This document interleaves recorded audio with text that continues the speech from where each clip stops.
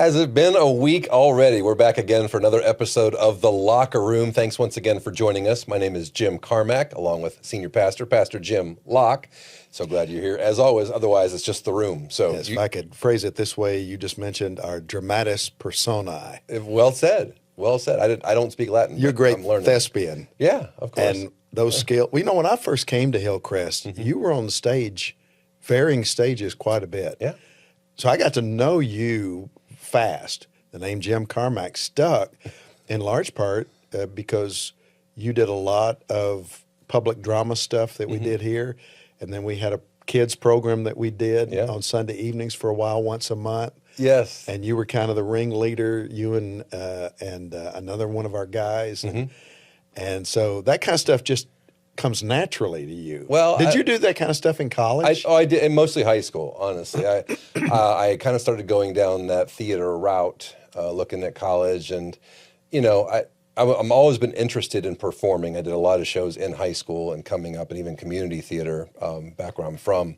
But we did those, and I thought about that route, and I thought, man, you know what I don't want to do is move to New York or Los Angeles, and back in the day, that's what you had to do.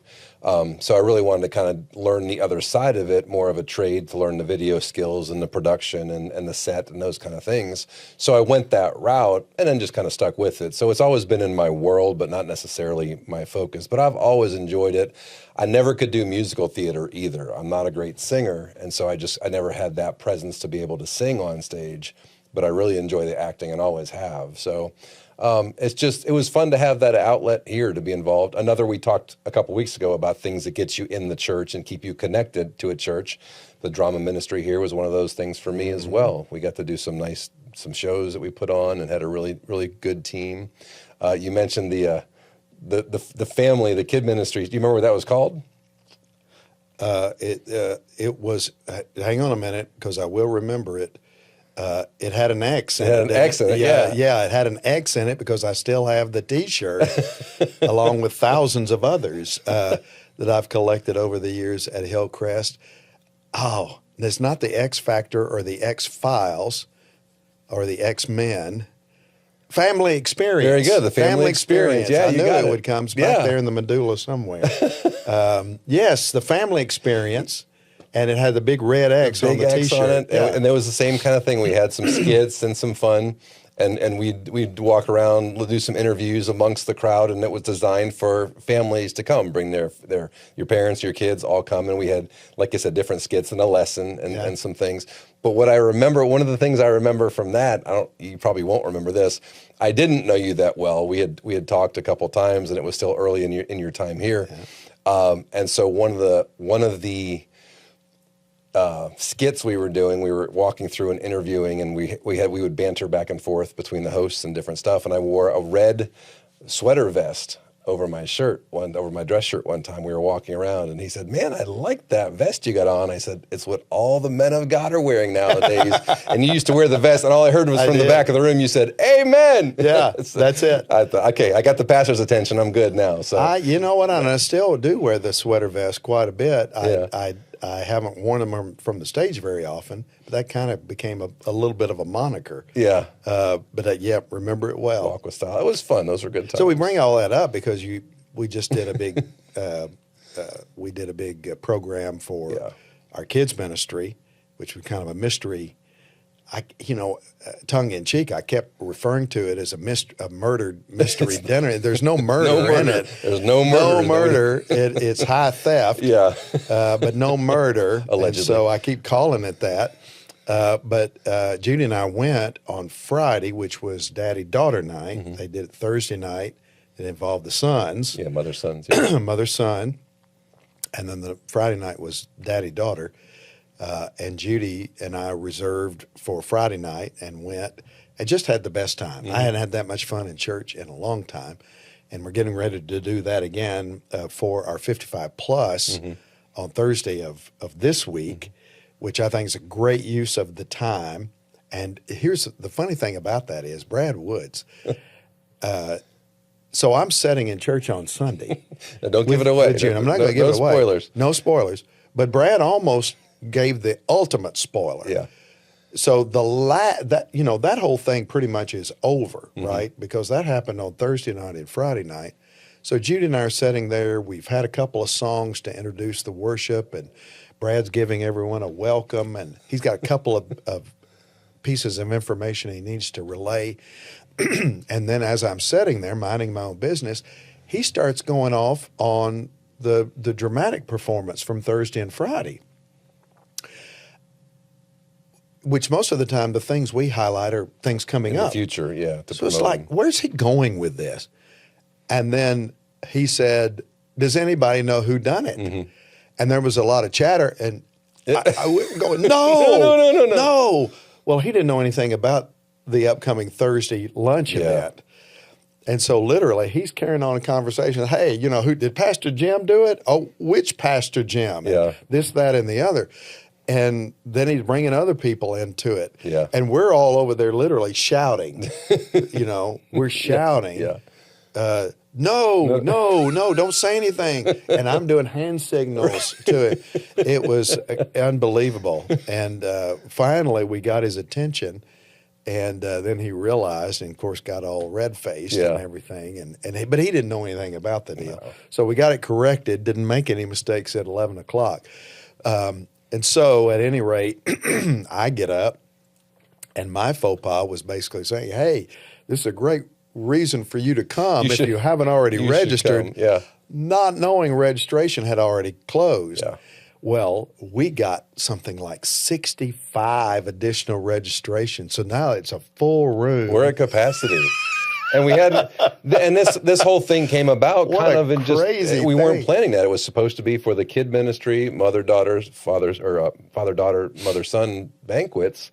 And that was it. And then it just started talking, and there were some scheduling issues with the 55 plus in that ministry. And so it just kind of evolved out of that conversation. What if we did this on Thursday? And it actually ended up working really well for the leadership of 55 plus for, what they have going on. So it was one of those where, no one really knew we were doing this. And we kind of said, why not? And then once you promote it on Sunday, Well, I we're packed the there. room out so it's for going to you, be man. fun. I And- hope it's as much fun for the adults as it was for the kids, because It the will kids be. had a blast. We sat at a table with 3 young girls and their dads. Judy and I did. And the kids were given an opportunity to solve the case. Right. And there was a way they would go about that once the first part of the drama was concluded. And they were into it, man. And of course, everybody was kind of dressed up. We had all these young girls dressed up in 20s, 30s, 40s period pieces. Many of their mothers had given them 1940s style Greta Garbo hairstyle. It was just the greatest thing. And many of the dads had come looking like Sam Spade off the Maltese Falcon. It was and so really fun. cool. And the kids ask great questions. We get to interact with some of them kind of in character and give them a chance to investigate and do your own interviews with the cast. And they were asking really good questions. I don't know if their parents put them up to it, but I think a lot of the kids really came up with these things and tried they to did. follow the clues. And it's designed for that level. It's not like it's super difficult to solve or really deep, but it was they were so intelligent with their questions and the way they put it together and had fun with it. And again, just a huge shout out to Megan Woodham, our Kidman director. She wrote that. She came up with that on her own and put that all together years ago. And so the way she put that together, our production team, Gavin and his crew, just to make it come alive, to make it as good as it was. That we have some video interaction with that and back and forth. And so Gavin and his daughter were there, looking good on Friday night. Just great fun. Yeah, So it was really good. Those of you that are 55 plus planning on going, I promise you, you're going to. But I hope you got your tickets already. I hope so too. Because we sold out. Don't crash the party. And I hope But they enjoyed as much. I'm hopefully going to be slipping in there to see it again. It's great fun. We may have changed the ending. I'm not gonna deny that or confirm it, but we Well, I'm may telling have you. changed some things around since we're doing it again. So I'm not. Trying to solve the thing, man. I'm telling you, we were stuck on about 3 possibilities that we felt were the strongest, but everybody had some reason, Motive, means. a motive and means. So it was not the easiest thing in the world to solve. Yeah. That was Loved a good. It was so a good well time. done. It was a good Kudos time. Well, to maybe you and maybe in the future. the whole cast. Yeah. Yep. Yeah. Really fun. Really good opportunity. All right, back to what we're talking about here because we got to get on What are we track. talking about? The seven. Oh yeah, Revelation. The seven. Seven. Dun dun dun. We're off and running now. Yeah. We're actually in the nuts and bolts of these letters to the seven churches. Probably better characterized as messages, or even some people refer to them as sermons. Letters within a letter. All three of those are appropriate. I think I've kind of landed on these as messages as much as anything else. They all kind of form a certain pattern, with the exception of a couple of variables, and we'll see one of those variables this coming Sunday when we look at the church at Smyrna, which is a little unusual compared to the rest of them. But most of them follow a similar kind of structure. But they're messages from Jesus to the church that are included in a larger letter called Revelation. And you mentioned last week with the introduction, this was designed to be passed around to all the churches. These are the letters to the churches at large, so it's not necessarily one letter per church or one message per church. But do you think there is a significance in the order that these are laid out as the way they're dictated, or do you think this is just a kind of going through the churches in the area? I think that it's based on on that circuitous, what some have referred to as postal route. So that message would have been sent from the island of Patmos, which is a couple hours by propelled boat from the coast of Turkey. But Ephesus would have been the port city that it would have gone to. It's the southernmost port there and had probably the most accessible port. So that's probably why it's first. And then you've got Smyrna, which is about 30, 35 miles to the north. Okay. And then you just start following around in clockwork pattern until you end up in Laodicea. Okay. So I think that they're in that order because that is the order in which they would have been delivered. Do we have any historical information about John, what the exile was? Was it like an imprisonment, or would he have had the flexibility to write letters and then have someone take them? Because they still got to get No, there. I think he had what's called an amanuensis with him, Okay. a scribe, for lack of a better word, or a personal assistant. We went to a cave when we were there, and the island is not that big. It's only about 10 miles long at its furthest point, and about 5 to 6 miles wide at its widest point. So there's not that many places, and once you're on it, you're not getting off of it. Right. So I don't know that he would have been locked in a cell as we know it, but he did have what was apparently this living space in a cave. That's where everybody goes who goes to Patmos, generally speaking, even probably the non-believers who just go there for a getaway.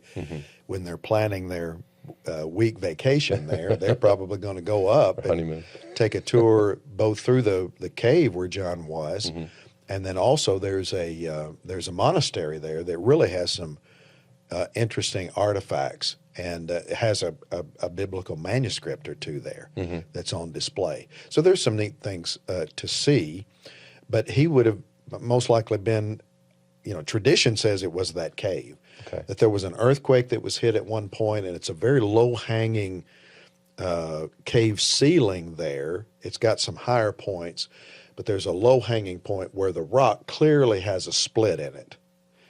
And tradition says that's what happened as a result of that earthquake that occurred on Patmos while John was in exile. He was probably exiled as a result of certainly because of his preaching, accused of sedition, probably not sent there by the Roman emperor, who would have been Domitian at the time, but most likely he would have been sent there by the procurator or the governor of the Roman province of region. Asia. Okay. Yeah. So there's a connection, pretty strong connection between John and Ephesus. And they'll tell you there that John was released at some point, and eventually made his way back to Ephesus. And in Ephesus, one of the places that you can go is to the Basilica of St. John, where his historic burial site is. Okay. Now, whether his bones are actually there, only God knows. But his burial spot is located just off of the ruins of the city of Ephesus. Okay.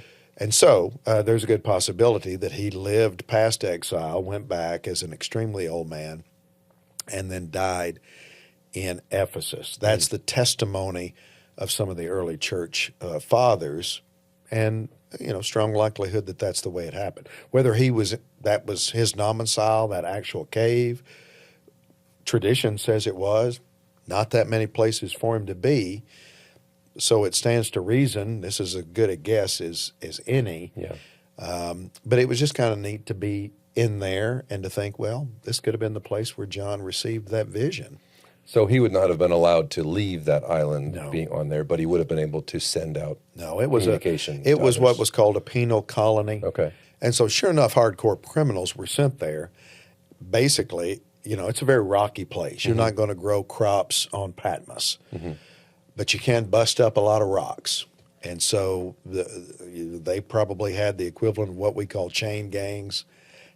John would have been way too old for that. Right. And so they basically just, his influence, I think, particularly with the growth of the church at Ephesus and many of the surrounding churches, not just the seven, but others like Troas and Hierapolis and Colossae, Yeah. even. And then you go over a little further and you get the South Galatian churches, which are also, well, it would have been in the province of Galatia, a little bit outside of Asia, but all still within the confines of modern Turkey. Yeah. He was just an influential character. And so they just basically moved him well out of the way. Gotcha. So as probably, there were other ways of dealing with him without necessarily shipping him off, but they would have run the risk of something happening in their minds, of something happening to John like happened to Jesus. Yeah. And the Yeah. last thing we want is people running around in this, these crazy people of the way, running around and saying this guy died and rose then again he's from back the too, dead. yeah. So they just basically got him out of the way. Gotcha. But he would have been probably accused of sedition because he refused to recognize emperor worship. Gotcha. That was a big deal. Okay. So John's in Alcatraz, got it. And Yep. he writes this message that he gets in a vision from Jesus. So we're starting with Ephesus. This was a sermon on Sunday, to the church in Ephesus. Are there any correlations that you see from Paul's letter to the church at Ephesus to maybe this letter from Jesus? Or can we gain anything from that knowledge of the I way think that Paul we wrote to them? can gain a little bit from his writing to Ephesus in terms of the letter to the Ephesians, which we will be studying later on this year, from some of the things that he taught them, perhaps, in that letter. That letter, interestingly enough, now that you mention it, was probably what was known as a circular letter. And so I think that there's a good possibility that the letter that Paul wrote, which would have been, I don't know, maybe 30 to 40 years earlier than the timing of Revelation, but it probably would have followed a similar kind of pattern. It would have been a circular letter. Okay. Because in our oldest manuscript of Ephesians, the phrase to those in Ephesus is not there. Oh, interesting. And so probably what happened was it was a letter that was designed for more than just those at Ephesus. And in some places it's referred to even as the letter to Laodicea. So it probably went to Laodicea. But again, based on the port of Ephesus, that would have been the first place that it went, most likely.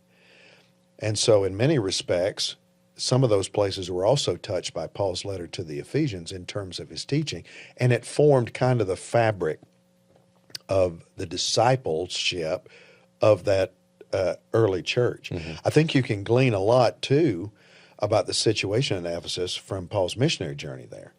because in 1 Corinthians 15, he talks about, and you'll probably remember this phrase, but he talks about having fought wild beasts at Ephesus.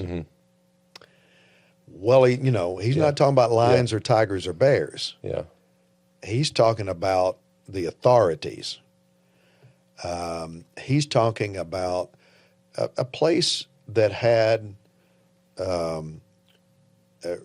religious emperor worship dedicated to Augustus. There was a temple to Trajan. There was a temple to Hadrian.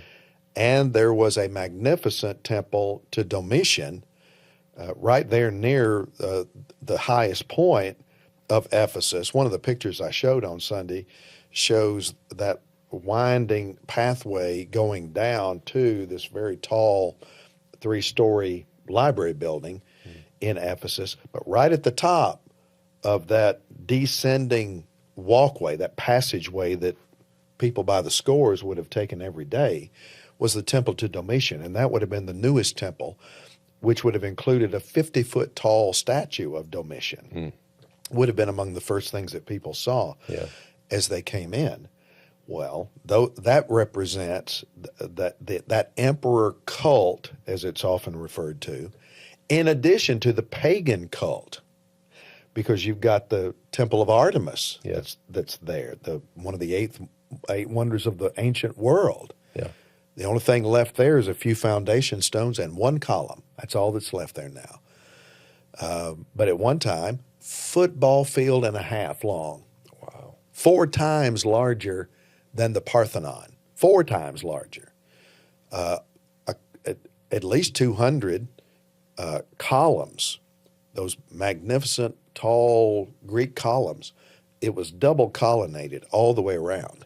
And so, and it was vile. Male prostitutes, female prostitutes. It was a fertility religion. So copulation was a part of religious expression. Yeah.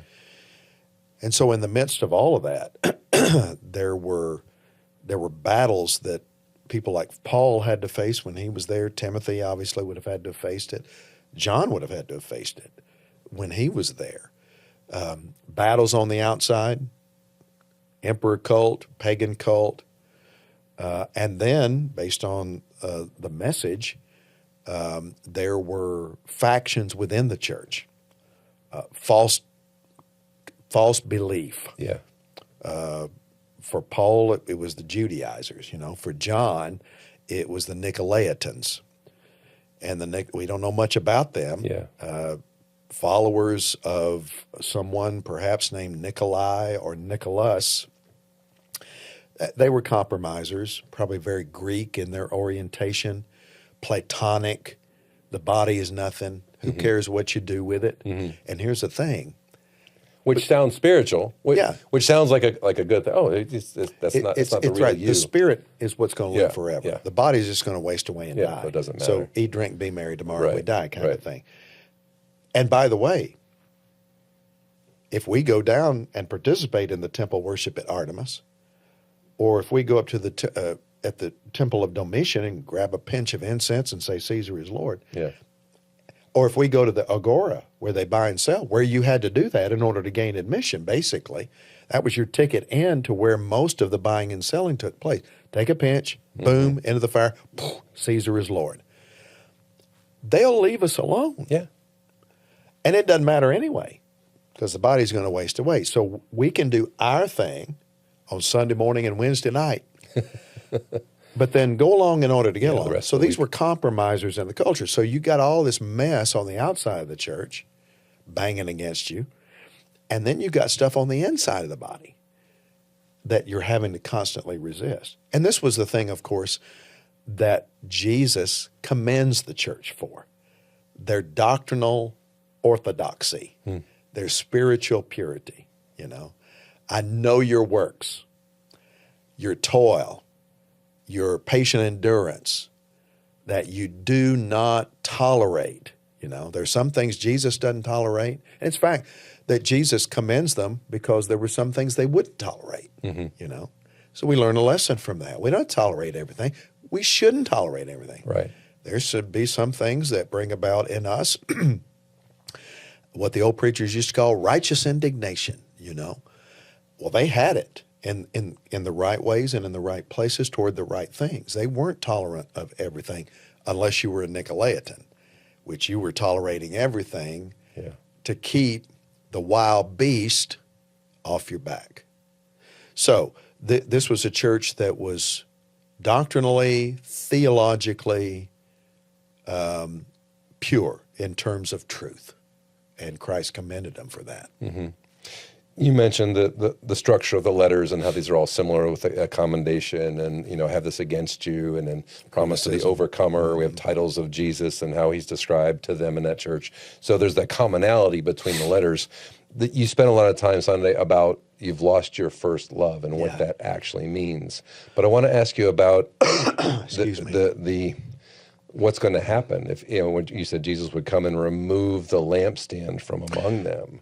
Right. If that continues, or if that were the case, You know, it's one of the most familiar statements in any of the letter. I have this against you. You know, it's like, okay, in this performance appraisal, yeah, where, you know, Jesus is the referee and he says, after further review, here's the truth, you know, and this is the critique. You have abandoned or left the love you had at first. And of course, the interpretive question, and we were talking about this before going on the air, the interpretive, there's no antecedent there. And so John doesn't define what love it is that the Ephesians actually left. And 90% of the preaching and teaching will tend to major on their love for God. You know, they've abandoned their love for God and they began to serve God out of duty or out of religious requirement or whatever, and they neglected people. I think it's the other way around. I don't know that it's an either or. I think it can be a both and.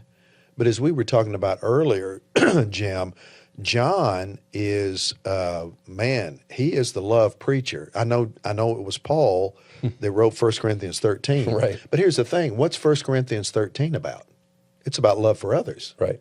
It's not a chapter about love for God.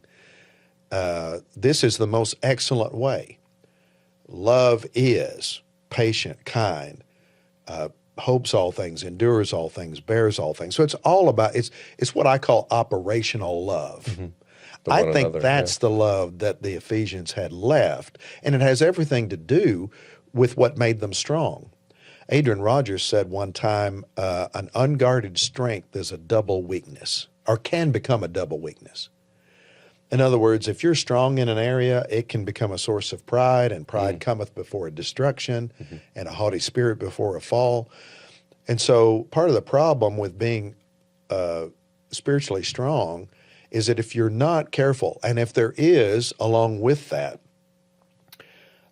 a development of a more mechanical approach to your Christian living, I think that there is a real tendency that if you're not careful, when you've established what truth is, and we should do that, we should have a love for the truth, and we should carefully guard the truth.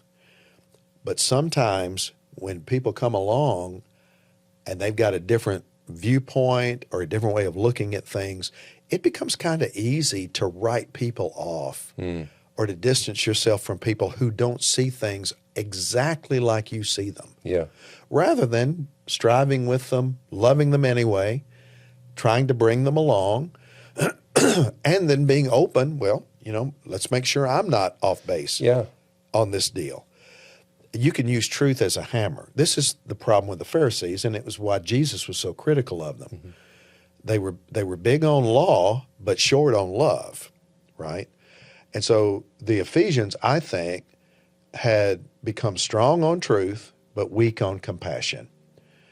And there can become and develop a suspicion toward others. Very rarely, I mean occasionally, but very rarely do I have to, as a pastor, referee a theological dispute among people in my flock. Yeah. From time to time, yeah. And it's usually not over the major matters. Right. It's usually over a tangential matter, or It could be something related to, something like how we take the Lord's Supper or baptism, and who's qualified for baptism and who's not, and this kind of thing. But I, almost never have to referee a major aspect of truth between people. But we have to referee arguments on all matters of stuff all the time, particularly political type matters, because there's become such an intermingling of biblical Christianity with modern day politics that sometimes the conflagration can happen when there's somebody who has even a different political viewpoint than you or I do. And you have to be, and we all know people like that. Arguments have taken place, families have been divided, friendships have been ended because of that. To which I would say, maybe you've abandoned the love you had at first. And so I think that some of that is going on in the church at Ephesus. They'd become strong in terms of what they believed, but very challenged in terms of how they ministered it. And you cannot dismiss completely the fact that some of that may have been due to a distancing in their love relationship with the Lord. Usually the two go hand in hand. I think they have to. And I think we see that throughout, like we mentioned before, other parts of Scripture. When John talks about this in 1 John and other places, he's talking about love others and then also love God, because God is love, and so that they do go hand in hand. Do you think that's the practical application for us most from this one? I do. Well, we can take that. I think that. And to make sure that we're putting ourselves in a position where our love for the Lord never grows cold. I think if we live in an abiding relationship with the Lord, where our relationship with the Lord is kind of burning like an inner coal on a fire, where the ember is constantly glowing and never turns ashen gray, then I think that most everything else has this way of falling into place in terms of what we call orthopraxy, the way we practice our belief system. There's orthodoxy, which is what we believe. Then there's orthopraxy, which is how we behave. And those two should feed off of one another. And especially orthopraxy should be a natural flow from what we believe, particularly about the Lord. So I think that that is a takeaway. Live in communion with the Lord so that the Lord shapes how you view other people. And you don't see other people as the means to an end, or you don't see them merely as objects that are to be elevated or discarded based on what they believe. We can disagree with people and still love people at the same time. I think that there's an argument. Don't you think there's an argument to be made that we have to learn how to do that? Oh, absolutely. Because we're going to disagree with most lost people. For the sake of what you said, especially with theology or interpretation, but also just in common everyday things. But to disagree does hold you to be able to say, maybe I hadn't considered that, or maybe that's a new perspective, rather than, like you said, just owning what you know and taking that as a source of pride. Now let's have a conversation on something that we do disagree with, and why do we? But if that's not done in love, there's the potential for damage. I think that the takeaway is we have to learn to do that. In this environment, I mean, most of the people at our church, including the preacher, is what we would call a political conservative. I'm a political conservative. But half of our mission field is not. Half of our mission field, I mean, I say half, you look at the voting patterns, it's pretty well 50-50. But half our mission field doesn't think like us. And so if we just write people, we're writing off half of our mission field if we do that. So we have to be very careful. We don't compromise truth. We do not compromise truth. But we minister truth in love, right? We speak truth in love. Right. And we don't want to leave the love that maybe at one time we were better at practicing before we we took off on a journey where we got caught up in more stuff from the world Yeah. and began to drift from the Lord. So I mean, I think this passage speaks to both our spiritual standing with Jesus and then our practical ministry to others. And love, what's the greatest commandment? They Love. asked that. Love the Lord your God with all your heart, soul, mind, and strength. And Jesus was so big on the horizontal relationship, he told those who were querying him, which if my memory serves me correctly, it was a lawyer, which meant a religious lawyer. He said, brother, let me tell you, I'm going to throw another one in here for no extra charge. And And love your neighbor as yourself. yeah. So it's not either or. It's both and. It's just that I think in this particular situation, based on John's writings and how John pretty much always, when he mentions love, he's talking about love for other people. And there's no reason to think that the John that wrote Revelation is deviating from that to some degree. I think that that's the primary import, but they both go hand in hand. Yeah. That makes sense. Time's up. It goes fast. Man, it does go fast. And this was the way I felt on Sunday trying to preach this thing. We talked about you had to edit down a lot because it's so rich lot. when you start to dig into the reality of these churches and what is going on. There's so much you could share, but then you gotta edit it down. And would say this, that statement about this I have against you, you have left the love that you have at first. And then he tells him, here's what you got to do to get back. You know, remember where you were when you got started, and how you loved everybody, and then repent, and then do the works you did at first. Yeah. And then he just kind of leaves it there. And then he concludes by, it's almost like when he concludes, he goes back by saying, to the one who overcomes. So it's like he's almost going back to the thing that he commends them for, which is standing strong on the truth and resisting that which is false, and patiently enduring all the mess they have to, living in the culture they live in. It's like he goes back to that and says, okay, here's the thing. Keep going. Yeah. Because to the victor, to the one who overcomes, there's a great reward. You're going to eat from the tree of life, which is in my eternal paradise. Yeah. Man, and what a motivation to keep going. It's a reminder of what is unpacked later on in Revelation, Right. when we're reminded Jesus is coming, New Jerusalem is coming down, new heaven and a new earth. And when that comes, what's part of what Jesus is going to bring with him? Tree of life. The effects of which be planted right there by that river of life, and the effects of which will span both sides of the river, you know. So it could be it's planted on one side, but that tree grows over the river, and so whichever side of the river you end up on in eternity, you've got access to this glorious thing called eternal life.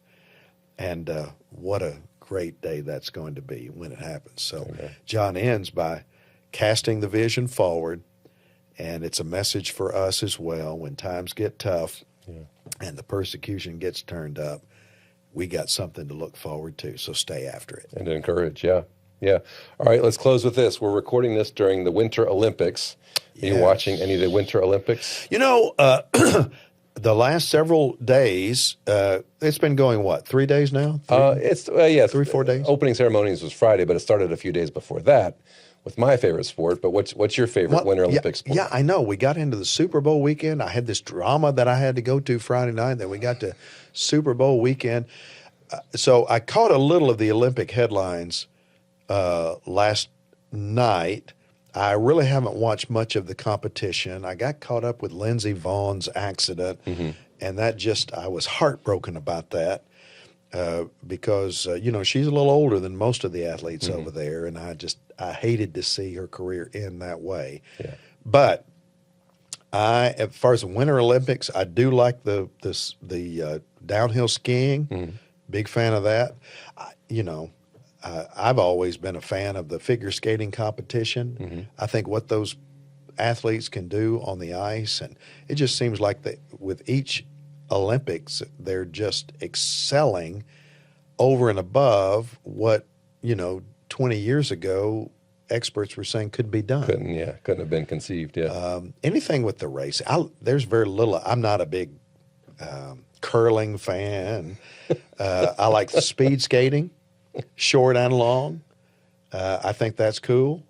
The bobsled races, I think, are great. So, and of course, ice hockey, which Americans typically. Yeah, that should be fun. NHL players are back in again this year, so that's right. So you really have level. the highest level of competition. Yeah. So I was turned on.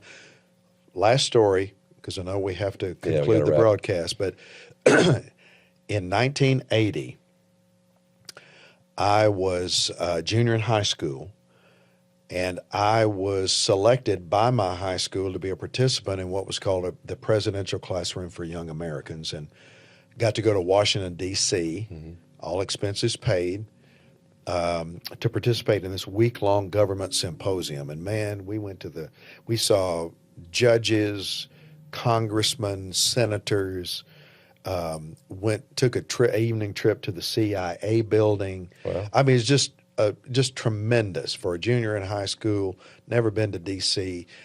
That was just tremendous, and so life-changing event. We were having our final banquet in one of the big ballrooms of one of the Washington D.C. Hilton hotels. I think it was the same Hilton that Ronald Reagan gave the speech in, which resulted in him being shot when he was leaving. Okay. Washington Hilton. And they had the, dignitaries up there on the dais, and we were all at round tables. The whole room was filled up. And there came a time while we were in the middle of our meal where the program executive director, who had been with us all week, takes the microphone and he said, "Could I have everyone's attention, please? I have a very important curriculum announcement Okay. that I need to make." And the whole room got silent, and he paused. There was this interminable pause. And he said, "The Americans beat the Russians 4-3, and then turned and walked away. And the eruption that took place in that room, that was the Miracle on Ice. So I didn't see it because I was in this dinner. Yeah. But the eruption that took place in that room, and I bet it was a standing ovation that lasted probably 3-4 minutes. It was incredible. And I still get goosebumps thinking about that. But I'll never forget the Miracle on Ice, not because I was watching it, though I later was able to see a replay of it that was shown on ABC, but because of where I was and who I was with, and the reaction that came from that. So ever since that day, that's when I became somewhat of a little bit of a hockey fan. Ice hockey fan. Yeah. That's right. Yeah. Good. Well, I'm going to try and get you on the curling side, because that's what we watched today. The U.S. team played for the gold today in mixed doubles, and I want to see if you'll sponsor the Hillcrest curling team, because I think we have enough area in the Lastinger building, we could make that hallway an ice. In all honesty, and we could curl. That would probably be something that I would be more apt to participate in. It's so fun than as to sit around and watch it, if you know what I mean. I think it's just amazing. I don't know if I could get down that low. I may have to be one of the sweepers. We can do that. We can get you a broom. Yeah. I'll show you where they are. We'll let you know. Anyway, always good fun. Appreciate you. Jim, enjoyed it. Yeah. Thank you guys as well for watching us. We know we kept you a little long this time, but we hope to see you Sunday. And a quick reminder, we're getting into this series in Revelation. So if you've missed the first message or two, you can still go back and catch those online so you won't be behind. And we're going to be working through each of the 7 churches on Sunday mornings at Hillcrest, 9 Mile Road, Spanish Trail Campus. We hope to see you there, and we hope to see you next week on The Locker Room. God bless you.